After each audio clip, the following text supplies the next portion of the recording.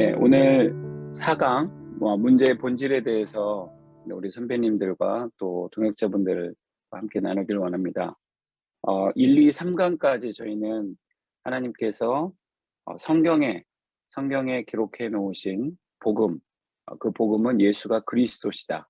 네, 그 부분을 명확하게 저희가 이해하고 듣게 되었습니다. 오늘 4강에서는 예수님께서 이 땅에 오셨고 하나님께서 우리에게 약속하신 그 풍요로운 삶, 인간이 얼마나 복받은 존재였고 또 하나님의 대리 통치자로서 하나님의 자녀로서 또 왕으로서 그리스도와 같은 형상 같은 그것을 입은 자였는데 불구하고 하나님으로부터 분리되었기 때문에 모든 문제가 시작됐다라는 그것을 우리가 알고 있습니다. 그래서 오늘 첫 번째로 하나님과 단절되었기 때문에 이 시대를 살아가는 모든 사람들이, 영혼들이 많은 혼란과 또 두려움과 또 걱정과 생애의 모든 문제들 가운데 있다는 것을 저희가 보기를 원합니다. 첫 번째로 인간은 하나님과 함께 사는 존재로 지음을 받았는데 창세기 2장 7절에 여호와 하나님이 땅의 흙으로 사람을 지으시고 생기로 그 코에 불어넣으시니 사람이 생명이 되었다라고 성경이 증언하고 있습니다.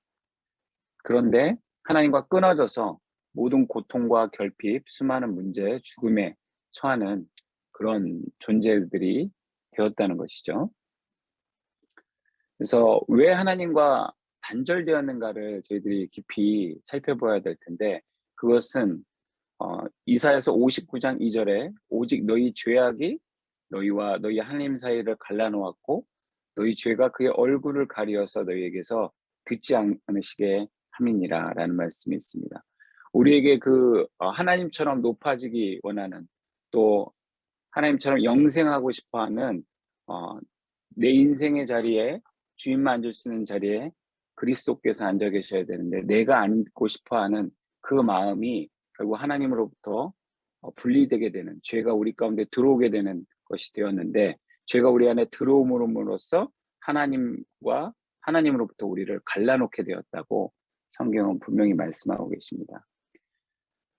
베드로전서 1장 16절에 내가 거룩하니 너희도 거룩하라 이렇게 말씀하셨는데, 그 하나님의 거룩으로부터 우리는 멀어지게 된 것이죠. 하나님과 에덴 동산에서 함께 동산에서 거닐고 함께 이야기 나누고 교제할 수 있는 존재들이었는데, 그 하나님으로부터 멀어지게 되다 보니 거룩하지 못한 존재들로 된 것이죠. 그럼으로써 죄가 우리의 왕노릇하는, 그런 죄가 나를 지배하고 하나님의 시각에서 멀어지게 되는 그런 일들이 벌어지게 된 것입니다. 창세기 2장 17절에서는 여호와 하나님이 그 사람에게 명하여 이르시되, 아담이었겠죠, 처음에, 동산 각종 나무의 열매는 내가 임의로 먹되 선악을 알게 하는 나무의 열매는 먹지 말라. 내가 먹는 날에는 반드시 죽으리라 하시니라. 이 말씀을 분명히 아담에게 이 하나님이 지어놓으신 모든 그 풍요로운 것들, 하나님이 인간이 얼마나 복받은 존재인 것을 그 에덴 동산에서 그 모든 것을 다 누리게 하시고 하나님과 교제할 수 있는 존재로 만들어 놓으셨는데, 단 하나 그 중심의 자리, 사단이 처음에 인간 창조 전에 하나님으로부터 창조받은 다음에 어떤 영적인 존재였던 것을 제가 알고 있는데, 그래서 천사들의 무리를 이끄는, 특별히 음악과 관련된 어떤 찬양 부분을 감당하던 존재였다는 것을 저희가 알 수 있는데, 그가 자기의 보좌를 지극히 높으신 분과 함께하기 원한다, 그런 말씀이 있지 않습니까? 그렇게 높아짐으로써 결국은 선악을 알게 하는 이 부분이, 그 열매는 먹지 말아야 된다, 그런 규정을 하나님이 단 하나 두셨었는데 그 행위 언약을 저희가 아담이 어겼다라는 것을 저희가 알 수 있는 것이죠. 그래서 그 죄는 결국 불순종으로 연결되게 되었는데, 창세기 3장 6절에 여자가 그 나무를 본즉 먹음직도 하고 보암직도 하고 지혜롭게 할 만큼 탐스럽게도 한 나무인지라. 그래서 그 열매를 여자가 따먹고 자기와 함께 있는 남편에게도 주었다라고 성경은 기록되어 있습니다. 여기에서 우리가 볼 수 있는 것은 아담이 정말 하나님의 말씀을 들었을 때 선악을 알게 하는 나무를 따먹게 되면 정령 죽으리라. 영어 성경에 You will surely die 이렇게 분명히 나와 있는데 어, 아담이 정말 하나님께서 그 명령하신 것을 제대로 믿지 못했던 부분이 있었던 것 같고요. 그 아담의 부인이었던 하와는 그 하나님의 언약, 하나님의 말씀을 정확하게 남편으로부터 전해 들었기 때문에서 그런지 몰라도 정확하게 이해하지 못하는 부분이 있었던 것 같습니다. 그래서 결국은 여자가 먹음직도 하고 보암직도 하고 지혜롭게 할 만큼 탐스럽기도 한 나무라라는 자기가 볼 때 그런 부분을 보면서 자기가 따서 먹었는데 죽지 않는 모습을 보면서 남편도 죽지 않네? 그러면서 자기도 먹게 되는. 그래서 결국은 하나님이 주신 하나님과 맺었던 언약을 파괴하는 불순종으로 그 죄가 인간 가운데 들어오는 일이 있게 된 것이죠. 로마서 5장 19절은 바울 사도께서 이렇게 얘기하고 있습니다. 한 사람이 그 순종하지 아니함으로 많은 사람이 죄인이 되었다.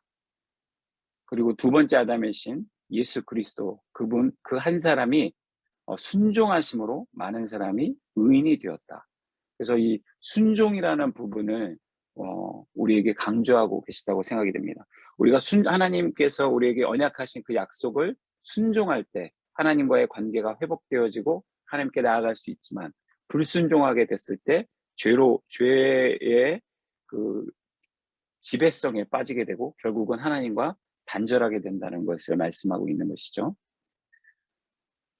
로마서 5장 12절에 그러므로 한 사람으로 말미암아 죄가 세상에 들어오고 죄로 말미암아 사망이 그래서 인간에게 들어왔고 이와 같이 모든 사람이 죄를 지었으므로 사망이 모든 사람에게 이르렀느니라.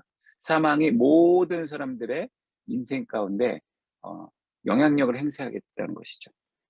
고린도전서 15장 22절에는 아담 안에서 모든 사람이 죽은 것 같이 그리스도 안에서 모든 사람이 삶을 얻었다라고 말씀하고 계십니다. 아담이 인류의 조상인 그 아담이 그 죄를 받아들임으로써 그 오고 오는 세대 속에 그 죄성을 하나님을 대항하는 against God 하는 하나님을 대항하는 속성이 우리에게 또 유전처럼 DNA 가운데 심겨져 있다는 말씀입니다. 로마서 3장 23절에 모든 사람이 죄를 범하였기 때문에 하나님의 영광에 이르지 못한다라고 성경은 분명히 말씀하고 있습니다.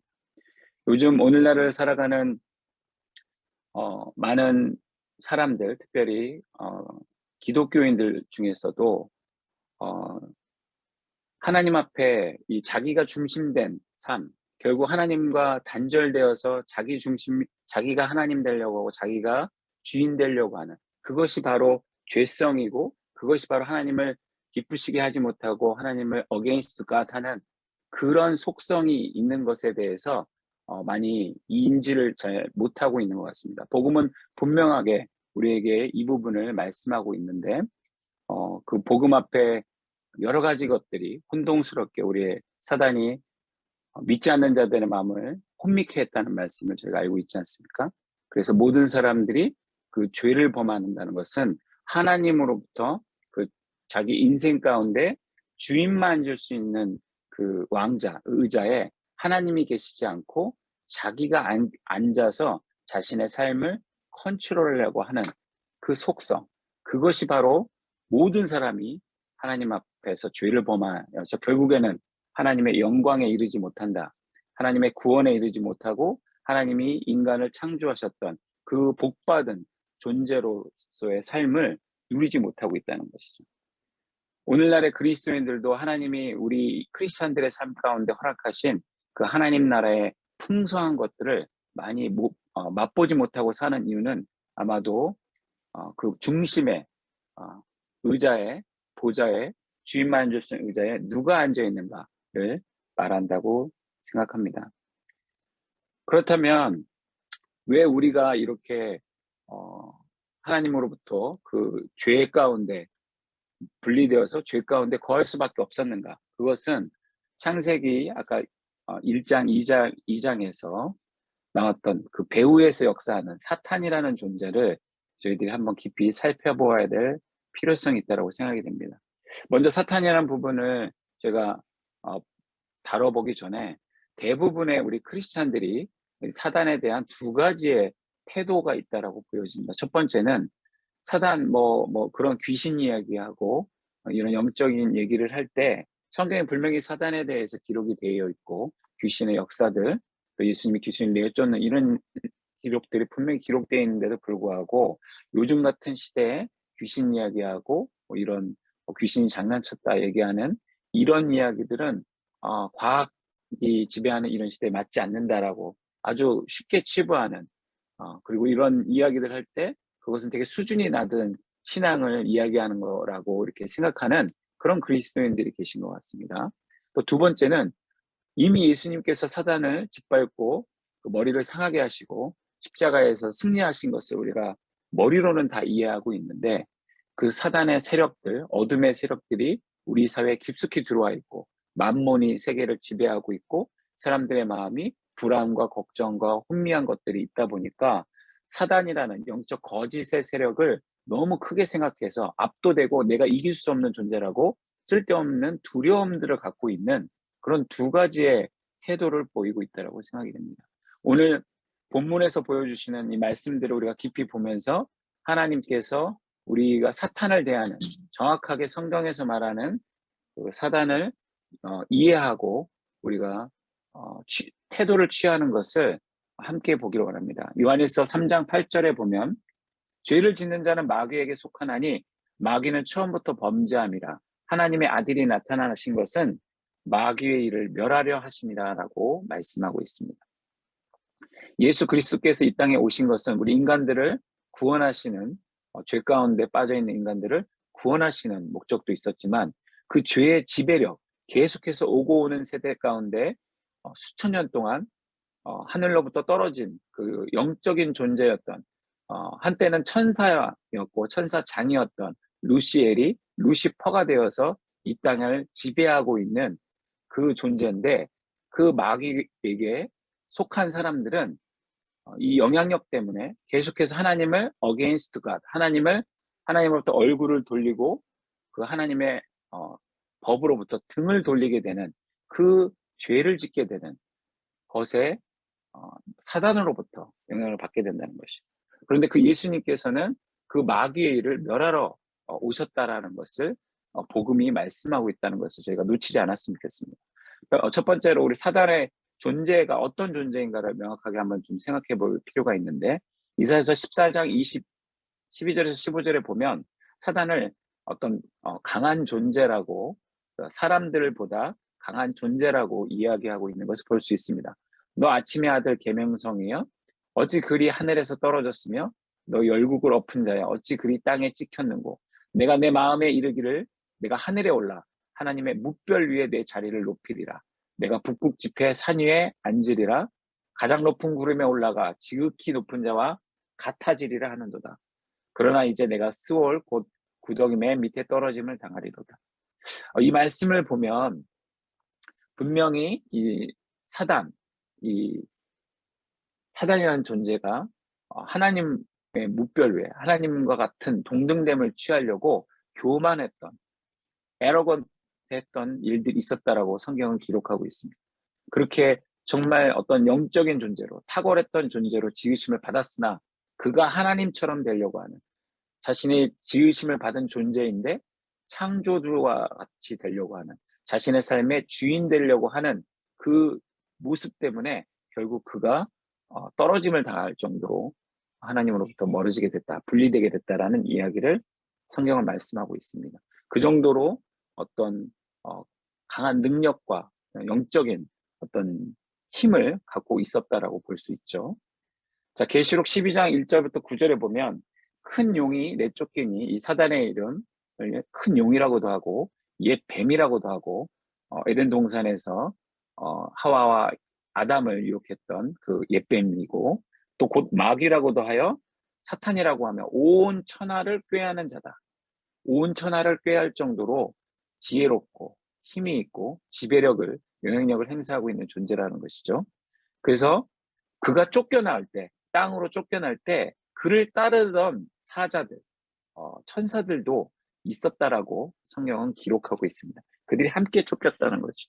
그래서 어떤 마귀, 그, 그 어둠의 세력들의 어떤 리더 역할을 사단이 하고 있다라고 저희가 볼 수 있습니다.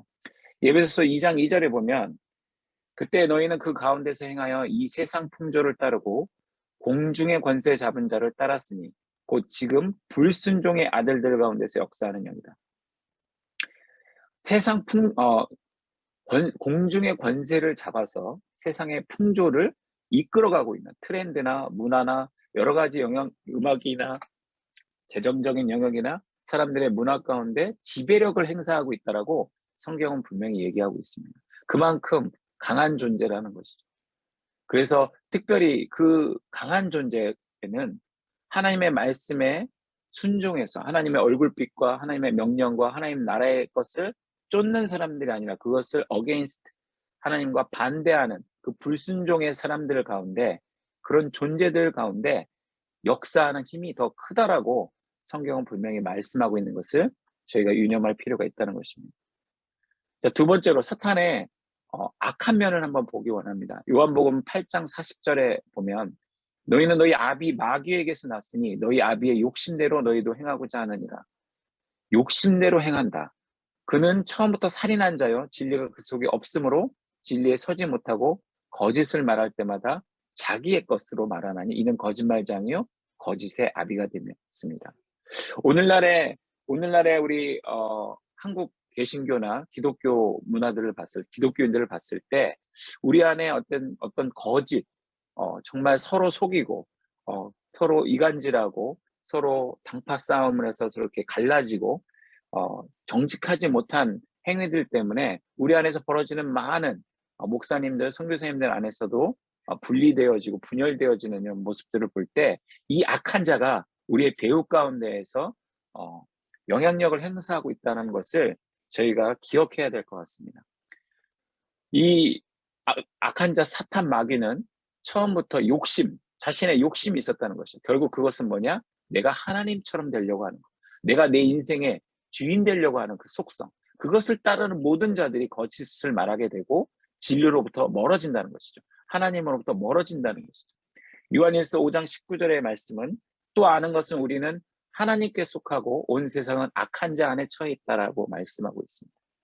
우리가 정말 예수가 그리스도라고 믿는 그 믿음을 가졌을 때 우리는 하나님께 속해서 하나님 나라의 법을 따르고 우리가 비록 육신에 거해서 넘어질지언정 다시 툭툭 털고 일어나서 하나님을 향한 그리스도의 온전하신 그 복음을 붙들고 그것을 따라가려고 하는 속성이 있을 텐데 온 세상은 그리스도를 대적하고 예수가 그리스도라고 고백하지 않고 그것을 따르지 않는 많은 사람들, 자신의 마음 가운데 자신이 주인이 되어서 모든 것을 결정하고 따라가는 사람들은 결국 온 세상의 그 악한 자들, 그 사단의 영향력 가운데 처해 있다라고 성경은 분명히 우리에게 말씀하고 계십니다.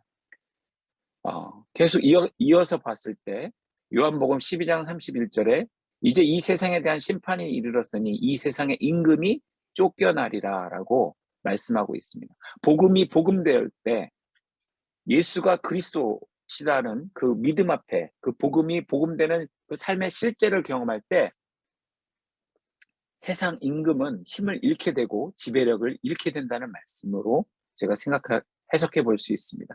요한복음 16장 11절에 심판에 대하여라 함은 이 세상 임금이 심판을 받았습니다. 이미 예수 그리스도께서 십자가상에서 인류의 모든 죄, 연약한 과거, 현재, 미래, 결국 하나님을 어게인스트 하려고 하는 그 죄의 속성 자체를 십자가 위에서 못 박아서 다 해결해 주셨기 때문에 우리의 힘으로 살지 않고 주님의 그 성령의 힘을 의지하고 복음에 기록된 그 원리대로 살려고 할 때 세상 임금은 심판을 받게 되고 그것이 더 이상 영향력을 끼치지 못한다라고 성경은 분명히 우리에게 말씀하고 있는 것을 우리가 놓치지 말아야 되겠습니다. 고린도후서 4장 4절에 그 중에 이 세상의 신이 믿지 아니하는 자들의 마음을 혼미하게 하여, 믿지 아니하는 자들의 마음을 혼미하게 하고 있는 이 존재, 세상 임금인데, 이 요즘 시대를 봤을 때 우리 크리스찬들의 삶, 우리 특별히 선교사님들, 목사님들, 사역자들의 삶을, 마음을 혼미하게 하는 것이 무엇일까요? 제가 며칠 전에 청년 대학생 MK들과 복음 가득한 교회 청년분들, 사역자분들과 함께 말씀을 나누다가 우리 청년들의 마음을 많이 혼미케 하고 있는 게 무엇일까 고민해 본 적이 있었습니다. 그때 어떤 성공하는 거, 그 다음에 정말 이렇게 좀 풍요로운 삶을 사는 거, 그런 것들이 요즘 시대에 뭐 건축주가 요즘에 건물을 가지고 있는 그것이 이제 시대 정신, 그런 엄마 아빠를 두고 있거나 그런 할머니 할아버지를 두고 있거나 뭐 그것이 온전히 그냥 우리 청소년들과 젊은 세대들의 마음을 다 지배하고 있는, 그래서 흙수저 뭐 이런 얘기들 많이 들어보시지 않았습니까? 그런 것들로 인해서 교회를 다니고 또 예수를 믿는다고 하는 모든 사람들의 마음까지도 혼미케 하여서 그리스도의 영광의 복음의 광채가, 그 그리스도께서는 하나님의 형상, 보이지 않는 하나님의 형상이시잖아요. 그래서 그리스도가 하나님의 얼굴빛을 비추시는, 반사시키시는 그런 존재이실진데, 그 광채가 우리 얼굴에 비추지 못하도록 그 복음이 복음되게 하고, 네, 그 광채가 우리에게 비추지 못하게 하는 그런 시대 속에 우리가 살아가고 있다는 것이죠. 그것이 정말 세상 임금으로서 사람들의, 특별히 젊은 사람들의 마음을 어떤, 지금 좀 전에 채팅창에 조물주 이야기를 해주신 게 있는데, 네, 그런 우리 그런 어떤 트렌드들, 사람들의 마음을 휘잡아서 하나님으로부터 하나님의 복음에 대한 관심도 없고 세계 복음화에 대해서는 관심도 없게 하는 그런 일들이 있는 것 같습니다. 사단은 또 네 번째 영역을 봤을 때 대적자, 도둑질하는 존재라는 것을 제가 기억해 볼 필요가 있을 것 같습니다.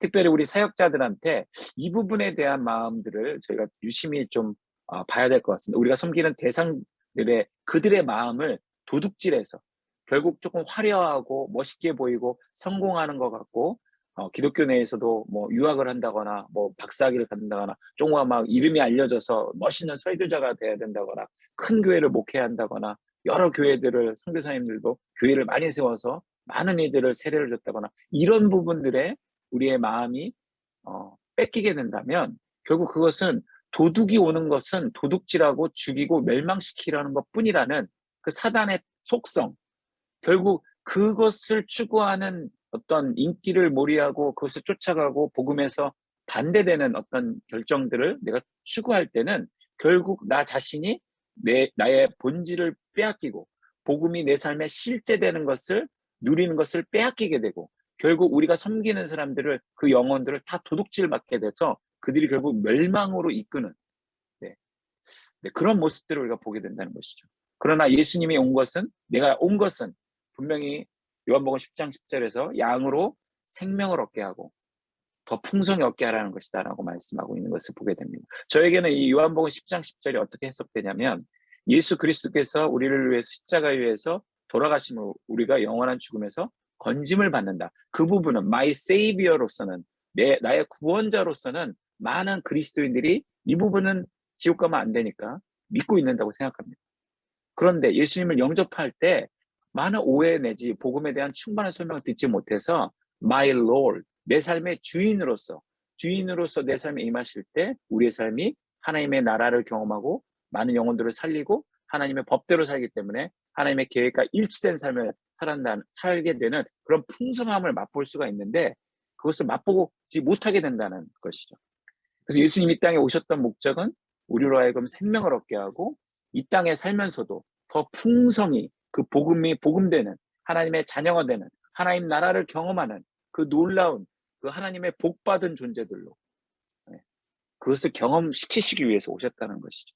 근데 그 부분을 저희가 충분히 누리지 있지 못하고 있기 때문에 우리가 섬기는 사람들, 우리의 영적인 양육을 받아야 되는 그 메시지를 또 선포해서 그들의 삶이 온전히 복음으로 인도돼야 될 사람들이 사단으로부터 그 영혼들이 도둑질 받고 하나님 나라를 그 영광에 비치는 빛이 가려지는 일들이 있다라고 생각이 듭니다. 에베소서 6장 10절에서 20절의 말씀에 마귀의 간계를 능히 대적하기 위하여 그래서 우리는 하나님의 전신 갑주를 입어야 된다라고 바울 사도는 이야기하고 있죠. 우리의 씨름은 혈과 육을 상대하는 것이 아님에도 불구하고 우리가 많이 오해해서 특별히 한국 분들이 사역자분들 안에 연합하기가 어려운 것들, 우리는 처음부터 연합을 할 수 없었다. 우리는 팀 사역하는 거 절대 할 수 없다. 이런 이야기들이 많이 있지 않습니까? 그래서 우리 배후에서 역사하는 그 사단 때문에 이렇게 우리 마음들이 나뉘어지고 함께 연합함으로써 풍성한 하나님 나라를 함께 맛보고 그 복음이 복음되게 하는 실제 하나님 나라가 우리 이 땅 가운데서도 역사하는 그 놀라운 역사들을 맛볼 수 있는 기회들을 우리가 도둑질 당한다는 것을 기억을 해봤으면 좋겠습니다. 이 세상 통치자들과 권세들과 이 어둠의 세상 주관자들과 하늘에 있는 악한 영들을 우리가 상대하기 때문에 전신갑주를 취해야 되는, 특별히 제가 최근에 청년들을 많이 만나보면서 구원의 투구가 없는, 그걸 쓰고 있지 않은 사람들도 많이 보게 되었고, 그리스도의 의의 흉배를 입고 있지 못하는 그런 지체들도 보게 되었고, 진리의 허리띠, 무엇이 세계관에 대해서 생각을 해봤을 때 진리의 허리띠를 붙들지 못하고 있는 사람들도 많이 봤습니다. 그리고 지난번에 그 MK 심장 복음으로 뛰게 하다 그 12강 맨 마지막에 우리 홍광희 목사님께서 당대 세계복음화 부분을 나누셨는데, 그때 잠깐 들어왔던 청년 MK가 있었습니다. 제가 섬기는 운동에서 리더를 맡고 있는 친구임에도 불구하고 저한테 그렇게 고백을 했습니다. 저와 홍광희 목사님이 나눈 그 내용을 듣기 전까지는 자기하고 세계복음화는 별 관계가 없는 일이라고 생각을 했대요. 근데 그 메시지를 잠깐 들었는데, 이것이 정말 내가 삶의 태도를 바꿔야 되는 거구나 라고 깨닫게 되었다라고 저한테 이렇게 메시지를 보내왔더라고요. 제가 그걸 보면서 정말 이 평안의 복음의 신을 신지 않고 있는 우리 MK들도 있을 수 있구나. 또 교회를 다니는 우리 지체들 가운데도 전도나 세계복음화는 나와는 먼 일이야. 우리 부모님이 선교사님이시니까 그분들이 하셔야 되고, 우리 교회 목사님들, 전도사님들, 또 이반절리스트들, 복음을 전문적으로 전한 분들, 그분들만 할 수 있는 거야 라고 착각하고 있을 수 있었다는 거죠. 그래서 정말 전신갑주를 취하는 것이 너무나 중요하다. 마귀는 어마무시한 그 관계를 가지고 우리를 대적하기 위해서 하고 있다는 것을 우리가 잊지 말아야 된다는 것이죠. 그래서 성경은 고린도후서 11장 14절에 이것은 이상한 일이 아니라라고 얘기하고 있습니다. 사단도 자기를 광명의 천사로 가장한다. 그러니까 너가 그냥 이 정도 선교단체에서 간사하고 있으니까 그 정도만 해도 너무 잘하는 일이야. 너가 교회 매일매일 다니고 있고 청년에 빠지지도 않고 또 선교사님들한테도 이 정도 선교 타문화권에까지 나와서 정말 비자 문제 이렇게 코로나 상황 가운데 백신도 못 받고 이렇게 일을 하는데 이 정도만 해도 잘하는 거야. 이런 이제 일들을 이렇게 우리를 속이고 있다는 것이죠. 그럴듯한 구호들. 베드로전서 5장 7, 8절에 너희 염려를 다 주께 맡겨라. 이는 그가 너희를 돌보심이라. 그러나 근신하라 깨어라. 너희 대적 마귀가 우는 사자같이 두루 다니며 삼킬 자를 찾는다. 라는 베드로 사도의 아주 강한 권면이 있습니다. 근신하라 깨어라. watch out. 깨어서 살펴보라는 거죠. 왜냐하면 사단은 장난치는 존재가 아니라는 것입니다. 그런 표현대로 우리가 많이 이렇게 종종 듣곤 하는데, 사단은 우리에게 장난치는 존재가 아니라 목숨을 걸고 우리를 물어뜯기 위해서 으르렁거리면서 찾아다닌다는 거죠. 그 약점을 보이면 그 약점을 집요하게 공격한다는 것이죠. 하와의 그 약점, 제대로 믿지 못하던, 아담은 제대로 믿지 못했고 하와는 제대로 알지 못했던 그 하와의 하나님의 언약을 제대로 알지 못하는 부분을 공격해서 결국 무너뜨리는 일이 있었다는 거죠. 동물의 왕국 그런 다큐멘터리나 이런 걸 봤을 때 뭐 기린이나 큰 코끼리, 또 코뿔소 이런 존재들한테 그 하이에나 같은 이리떼 뭐 이런 존재들이 서로 집단으로 몰려서 이렇게 공격하는 모습을 볼 수 있습니다. 그래서 뭐 맹수인 사자한테도 상처를 내면 그 하이에나들이 집요하게 뭐 코끼리나 기린이나 그런 큰 존재들에게도 집요하게 달려들어서 서로 물어뜯었던 부분, 상처난 부분을 계속해서 공격해서 그 존재들을 넘어뜨리는 것을 저희가 볼 수 있습니다. 그렇기 때문에 우리 이 자리에 있는 저를 포함한 모든 분들도 조심해야 되는 거죠. 그렇기 때문에 우리가 연대해야 되고 하나님의 말씀을 붙들고 복음의 정신을 계속해서 상기하고 공동체 속에서 서로 격려하면서 확인받고 함께 나아가야 될 필요가 있다고 생각이 됩니다. 그래서 주요 공격하는 포인트는 고린도후서 4장 4절에 그중에 이 세상의 신이 사단이죠. 믿지 아니하는 자들의 마음을 혼미하게 한다는 거죠. 이것을 주요 공격 포인트로 잡고 맹수들처럼 하이에나들처럼 이리떼처럼 집요하게 공격하고 있다는 것입니다. 그렇다면 우리 사역자들이 이러한 부분들을 준비하고 이 연약한 부분들, 우리 공동체에 아니면 우리 가족에 우리 나 스스로에게 아내와 남편 관계에 그 연약한 부분을 집요하게 공격하는 부분을 저희가 예상하고 이 부분에 대한 적절한 대처, 사역이 일어나야 된다는 것이죠. 이 부분에 대한 명확한 말씀, 지적으로도 복음에 대한 지식 부분을 명확하게 정리해줘야 될 필요가 있다고 생각이 듭니다.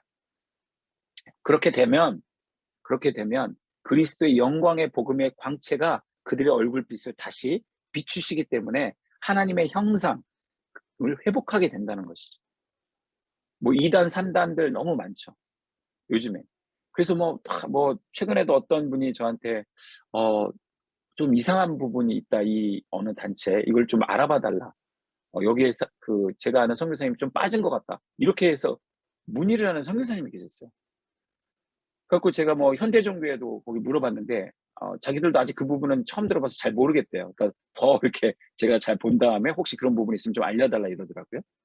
그래서 제가 고민하면서 어떤 생각이 들었냐면 우리가 복음이 뭔지를 정확하게 알면 비복음된 것을 자연스럽게 구분이 될 수 있겠죠. 그 수많은 그 이단 단체들이 말하는 것을 다 쫓아다니면서 전문 사역 단체도 아닌데 제가 다 알 수 없는데 또 우리 젊은이들도 요즘 시대를 살아가기 위해서 이것도 해야 되고 저것도 배워야 되고 수많은 가지 많은데 정말 꼭 알아야 되는 그 복음이라는 것을 정확하게 한 것을 안다면 그 다른 모든 것들이 하나님의 형상으로 지으심을 받아서 하나님의 법대로 흘러가기 때문에 다른 것들도 다 자연스럽게 대응할 수 있다. 나는 그것을 좀 우리 젊은 청년들에게 저는 제가 사역하는 현장에서 증언하고 얘기해야 되겠다. 그 부분을 왜냐하면 청년들의 마음에 그 부분을 꽉 잡고 있고 연약한 부분이기 때문에 지속적으로 공격을 하는 걸 보게 됐거든요. 제가 아는 MK 중에도 2명이 신천지에서 추수꾼을 하고 있습니다. 10년이 넘었는데요. 그들에게 처음에 정말 그 외로움을 그 신천지나 그 이단들이 너무도 다가와서 잘 대해준대요. 그래서 그렇게 그게 그 진리가 아닌 것을 알았음에도 불구하고 그 정서적인 부분, 자기의 전인적인 필요를 너무 잘 대해주니까 그걸 알았을 때 이미 빠져나오지 못하는 그런 일들이 있는 걸 보게 되었습니다. 그래서 정말 그런 우리의 연약함, 혼미하게 하는, 복음이 복음되지 못하게 하는데도 불구하고 혼미하게 되어서 정말 그들의 삶을 갉아먹고 도둑질하고 결국은 무너지고 죽게 만드는 데에 영혼들을 뺏길 수 없다. 이 부분은 우리 사역자분들이 사단이 이 주요 공격을 하는 포인트를 정확하게 이해했으면 좋겠습니다. 그래서 인간의 문제의 본질은 첫 번째, 사단으로 인해서 우리에게 에덴 동산에서부터 우리에게 들어왔다는 것을 저희가 분명히 이해하고 우리가 섬기는 대상들한테 정확하게 이해할 필요가 있고, 사단의 존재가 우리가 만만하게 볼 상대도 아니고 그렇다고 해서 너무 두려워할 존재도 아닌 그것을 정확하게 가르쳐야 될 필요가 있다고 생각이 되고요.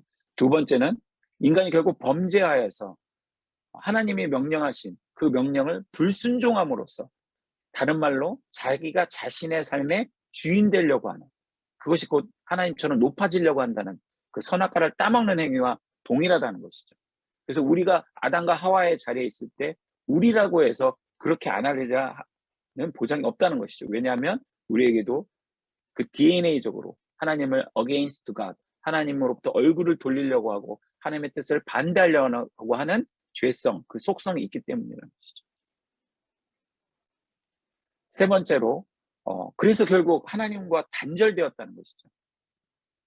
그래서 단절이 됨으로써 하나님께서 그 풍요로운 하나님의 복받은 존재를 다 누릴 수 있었던 그 에덴으로부터, 그 신락원으로부터 추방되어서 결국 땅을 갈아야